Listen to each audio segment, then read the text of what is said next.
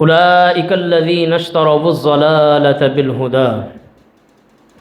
اللہ فرماتا ہے یہی وہ لوگ ہیں کہ جنہوں نے ہدایت کے بدلے میں گمراہی کو خرید لیا ہے۔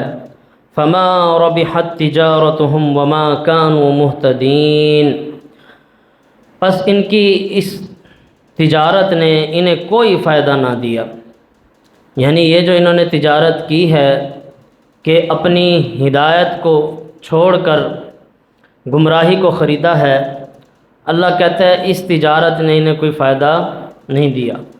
وما كانوا مهتدین، اور نہ ہی یہ پھر ہدایت یافتہ ہو سکے۔ تو اللہ رب العالمین نے یہاں جس نقصان کا ذکر فرمایا ہے وہ دنیاوی نقصان نہیں ہے کہ انہوں نے جب ہدایت کے بدلے گمراہی خریدی ہے، یہ اٹھا دو یہاں سے، جب ہدایت کے بدلے انہوں نے جو گمراہی خریدی ہے تو وہ گمراہی خریدنے سے جو ان کا نقصان ہوا ہے وہ نقصان دنیاوی نقصان نہیں ہے۔ دنیا میں تو ہو سکتا ہے اس کی وجہ سے انہیں کچھ نہ کچھ فائدہ پہنچ گیا ہو، جب انہوں نے نفاق اختیار کیا، جب رسول اللہ صلی اللہ علیہ وسلم نے انہیں جنگ پہ جانے کا حکم دیا تو انہوں نے کہا کہ یہ تو جنگ پر جا رہے ہیں اپنی جانیں لٹانے کے لیے، اپنا مال لٹانے کے لیے، تو ہم بیوقوفی یہ کیوں کریں، ہم اپنی جانوں کا نقصان کیوں کریں، ہم اپنے مال کا نقصان کیوں کریں۔ تو ہو سکتا ہے دنیا میں انہوں نے تھوڑا سا فائدہ اٹھا لیا ہو کہ اپنے گھر بار، کاروبار اور اپنی جان اور اپنے مال کو بچا کر دنیا میں فائدہ اٹھا لیا، تھوڑا سا بچ گئے۔ لیکن اللہ رب العالمین فرما رہا ہے کہ یہ جو لوگ جنہوں نے ہدایت کو چھوڑ کر گمراہی خریدی ہے، حقیقت میں یہ بہت بڑا اپنا نقصان کرنے والے ہیں۔ فما ربحت تجارتهم، بس انہیں ہرگز ان کی یہ تجارت فائدہ نہیں دے گی۔ وما كانوا مهتدین، اور نہ ہی یہ ہدایت پانے والے ہیں۔ اب اصل جو اللہ رب العالمین نے یہاں نقصان بتایا ہے وہ اسی ایک آیت میں 2 بار ذکر ہوا ہے، اور وہ اصل نقصان ہے ہدایت نہ ملنے کا، ہدایت نہ پانے کا۔ اللہ رب العالمین نے پہلے بھی ذکر فرمایا اولئک الذین اشتروا الضلالۃ بالہدی، کہ انہوں نے جو یہ گمراہی خریدی ہے، دنیا کا تھوڑا سا فائدہ خریدا ہے، یہ ہدایت کے بدلے خریدا ہے۔ ہاتھوں سے ان کے ہدایت گئی ہے تو پھر یہ ملا ہے انہیں۔ تو اللہ فرما رہا ہے اپنے ہاتھوں سے انہوں نے یہ اپنا نقصان کیا۔ پھر آگے بھی اللہ نے اسی ایک آیت میں ہدایت کا انعام لیا۔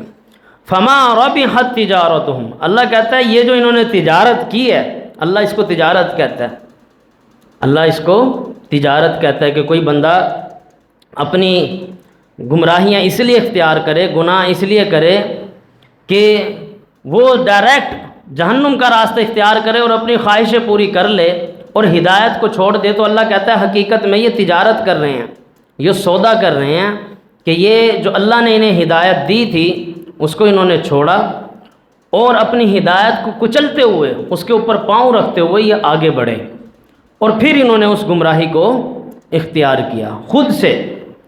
اور اللہ فرما رہا ہے فما ربحت تجارتهم، پس ان کی تجارت نے انہیں کوئی فائدہ نہیں دیا۔ وما كانوا مهتدین، اور نہ ہی پھر یہ ہدایت پا سکے۔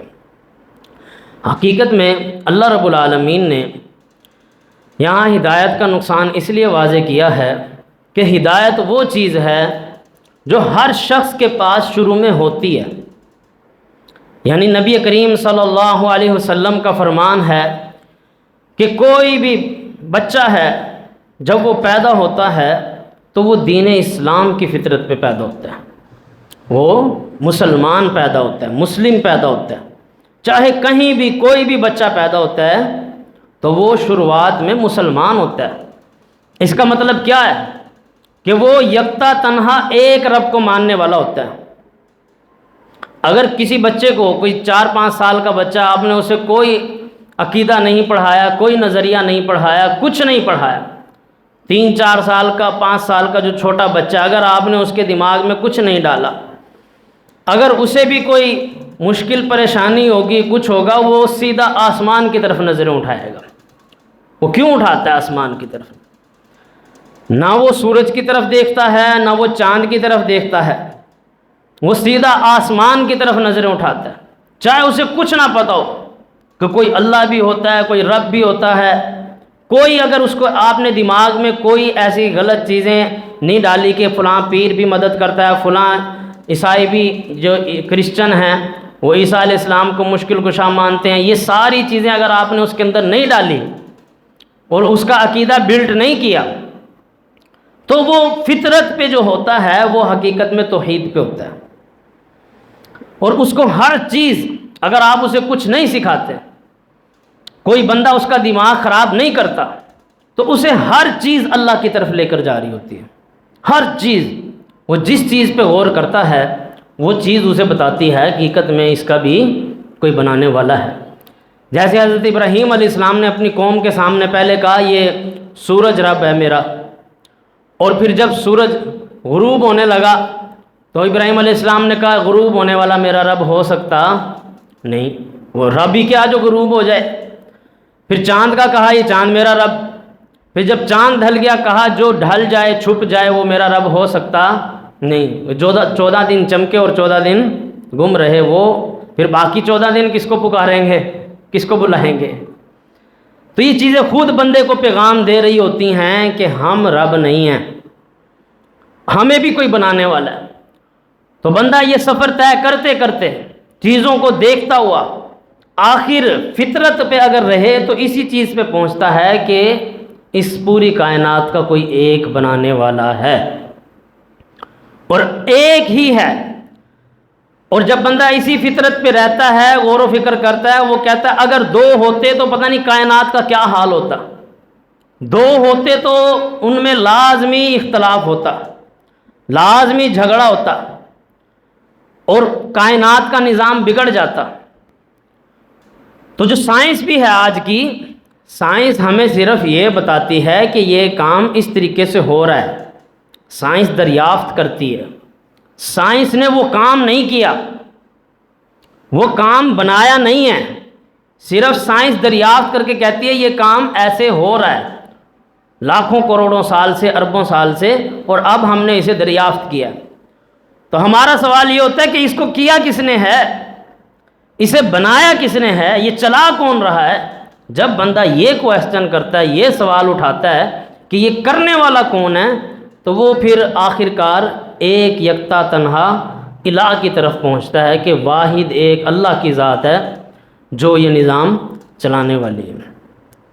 تو اللہ فرماتا ہے یہ جو ہدایت ہم نے ان کے اندر بلٹ ان ڈال دی تھی، جس ہدایت پر یہ تھے، ان لوگوں نے اس ہدایت کو کچلا اور خود گمراہی خریدی، خود یہ الٹے کاموں کی طرف گئے، خود انہوں نے دنیا کو اپنے سر پہ چڑھایا، خود انہوں نے دنیا کی طرف اتنی رغبت دکھائی کہ اپنے رب کو بھی بھول گئے اور اس دنیا کی ہی مٹھاس میں رہ گئے۔ تو سب سے بڑی چیز جو انسان کو ملتی ہے وہ کیا ہے؟ ہدایت۔ اگر ہدایت انسان کے پاس ہے تو اس کا ہر عمل درست ہے، ہر عمل صحیح چلے گا، اور اگر ہدایت نہیں ہے پھر یہ مال و دولت، یہ اولاد کا ہونا، یہ دیگر چیزیں، یہ سب تو کافروں کے پاس بھی ہیں، مشرکوں کے پاس بھی ہیں۔ کوٹھیاں کیا ان کے پاس نہیں ہیں؟ ہم سے بڑی بلڈنگیں ہیں، ان کے پاس ایسی ٹیکنالوجیز ہیں جس کا ہم تصور بھی نہیں کر سکتے۔ تو ہمارے پاس الگ کیا ہے، یونیک چیز کیا ہے جس سے ہماری پہچان ہے؟ وہ ہے اللہ کی طرف سے ملی ہوئی ہدایت، جو ان کے پاس نہیں ہے، کافروں کے پاس۔ اور اگر ہم اپنی اس ہدایت پر بھی کمپرومائز کر جائیں، اس ہدایت میں بھی ڈھیل کر جائیں اور اسے چھوڑ دیں اور گمراہیوں کے راستے اختیار کریں تو پھر ہمارے پاس بچے گا کیا؟ کچھ بھی نہیں۔ بھائی اگر ہدایت چھوڑی تھی پھر وہ چیزیں تو کم از کم ہوتی، دنیا کا فائدہ جو انہوں نے اختیار کیا، اب دنیا کا فائدہ بھی گیا، ہدایت پر بھی نہیں آنا۔ بیچ میں کون بچتے ہیں؟ منافق، منافقت۔ اور اسی چیز کو اللہ نے ان آیات میں بیان کیا. یہ سارا تذکرہ منافقوں کا آ رہا ہے کہ اللہ کہہ رہا ہے یہ ادھر سے بھی گئے اور ادھر سے بھی گئے, نہ انہوں نے آخرت ملی نہ انہیں دنیا ملی, دونوں چیزوں سے یہ آری ہو گئے. اولئک الذین اشتروا الضلالۃ بالہدی, یہی وہ لوگ ہیں جنہوں نے ہدایت کے بدلے میں گمراہی خریدی ہے. تو انسان کو چاہیے کہ سب سے جو بڑی چیز ہے ہدایت, اس کو اپنا سنبھال کے رکھے. اور ہدایت کیسے ضائع ہوتی ہے وہ اگلی آیات میں آ رہا ہے کہ انسان کیسے اپنی ہدایات کو ضائع کر بیٹھتا ہے. ہدایت اصل میں ایمان ہے, انسان کے دل میں جو ایمان ہوتا ہے. اور ایمان ایسا نہیں ہے کہ ایک ہی جگہ پر جامد رہتا ہے, وہ کم بھی ہوتا ہے, وہ بڑھتا بھی ہے, اس کی کیفیات بدلتی رہتی ہیں. تو سب سے پہلی چیز تو یہ ہے کہ انسان کو چاہیے وہ اپنی ہدایت کو مضبوطی سے تھامے رکھے, اس سے ادھر ادھر نہ ہو. اور کائنات میں ایسی بہت سی چیزیں ہیں جو آپ کو ہدایت سے ہٹانے کی پوری کوشش کریں گے. جہاں اللہ نے خیر کو پیدا کیا ہے وہاں اللہ نے شر کو بھی پیدا کیا ہے. یہ انسان کی اپنی چوائس ہوتی ہے کہ وہ شر کی طرف جاتا ہے یا خیر کی طرف جاتا ہے.